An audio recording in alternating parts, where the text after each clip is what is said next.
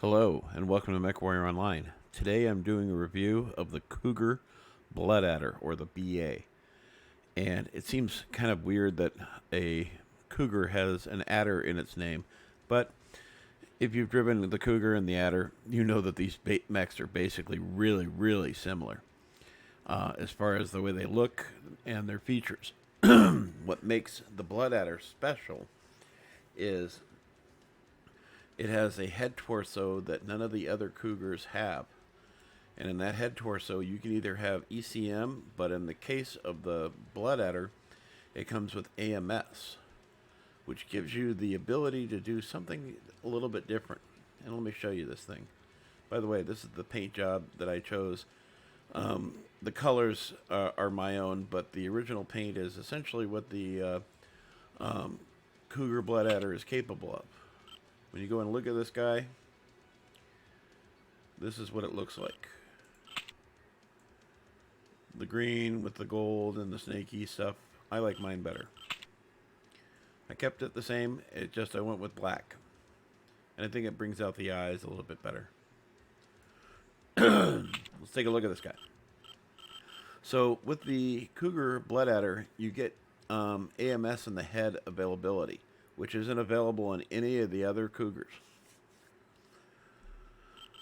And so by switching out some of the pieces here, you can build a mech that you really want to do, and that's one of the great things about Omnipod mechs, like this one and the Adder, is that you can build it into whatever you want it to be. It can be a ballistics build, it can be an energy build, or it can be a missile build. In my case, this is an ATM-9 build. Now, what have I done differently about this one? Well, specifically, I left the head because I wanted that AMS, and then I put in prime torsos left and right, and then prime pieces here and there. So the only thing that's really original is the center torso, the head, and the legs. But I went with prime everything else because I wanted to get the features out of it that I wanted, and specifically, I wanted dual AMS, laser AMS no less. So I don't have to carry around ammo, which weighs more, takes up weight, and eventually runs out. Laser AMS, it's unlimited ammo until you are either dead or the match is over. That's how they work. So I went with two ATM-9s, which do 18 damage all the way out to their maximum range, which in this case is 1375, which is, wow, that is a big number. 1375 range. That is just so wonderful. And we'll get into the quirks in a moment. But in that 60 meter to 280 meter, 281, they do 22 damage each. So every time I fire these in that range area, I'm doing 44 damage, and that doesn't even count my ER mediums that I've got on board as well. So I've got two ER medium lasers, and because I did dual laser AMS, I added a double heat sink on it additionally to bring up the heat management, and I'll show you what it looks like without it. 121, so you can see why you would really want to have that on there, because these are going to be firing at their own rate and hopefully knocking down lots of missiles. And really the difference between regular AMS and laser AMS is laser AMS produces heat, regular AMS does not, but regular AMS does run out of ammo eventually. And I've had matches where it ran out of ammo and it was basically just useless weight added to the mech. If you're in a long match like that, that's a problem. So for ammo for the ATMs, since I didn't have to think about ammo for the AMS, I went with 1, 2, 3 tons, 3.5 tons of ammo, which is not a lot, but it does really fit the bill. If you don't mind dropping these from ATM-9s to ATM-6s, or even to one ATM-6 and one ATM-9, then you can dish on another 1.5 to 2 tons of ammo, depending on your preferences.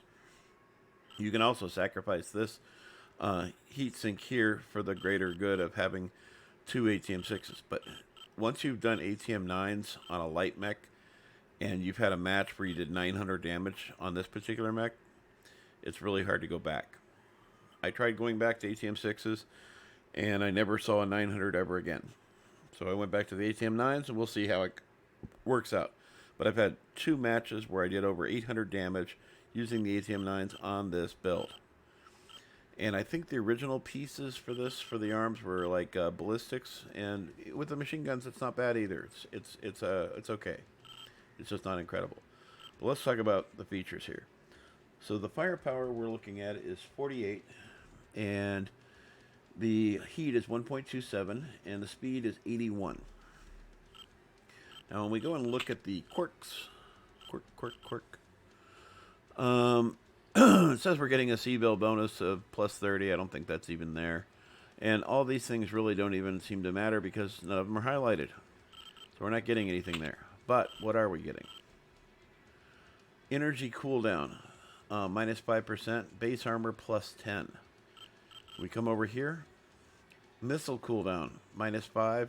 Missile range, plus 5. Base armor, left torso, plus 12. Base structure, plus 7. That makes this thing really tanky. UAC jam chance, we don't care about. Missile cooldown, missile range, base armor and base structure as before. And of course, this is going to be energy range plus 5 and then base armor plus 10. So it's the same as what this was here, except this is energy cooldown. Is this energy cooldown? I thought it was energy range. It is energy range. So you get energy range and energy cooldown between the 2 pieces. And then when we come and look at the center torso, we're getting cooldown plus 5.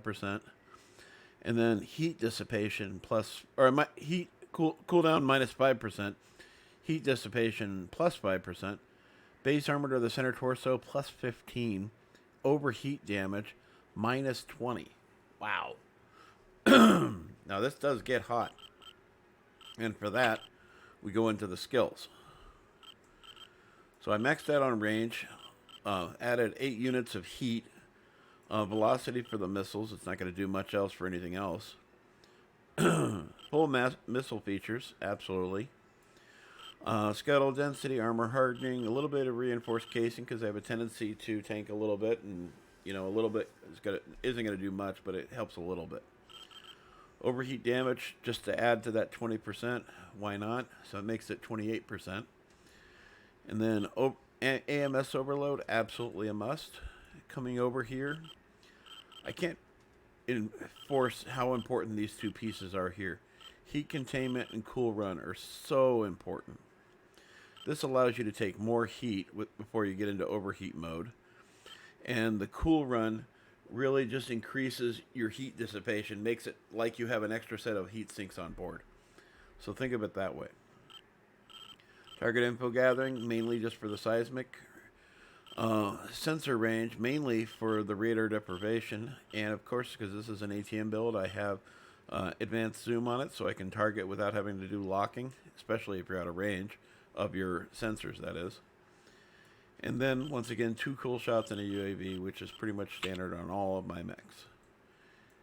And what I really dig about this is I get 2 laser AMS on board. Not 3, which would be nice, but, you can only sacrifice so much. I don't even think there's an option for you to do a a 3rd AMS on here. And if there was, I don't think I'd want to do it anyways. No, there's not. You can get missiles or lasers. Or a ballistic. Yeah, I did ballistics on this. I did 2 UAC 5s on this, and it wasn't bad. It wasn't incredible, but it wasn't bad. But anyways, yeah, so check this thing out on the battlefield. If you get a chance to get one of these, give my build a try where you change out all the left and right torsos and the arms to primes. And then you keep everything else the same, and this gives you basically 2 of everything. 2 AMS, 2 missile points, and 2 energy points.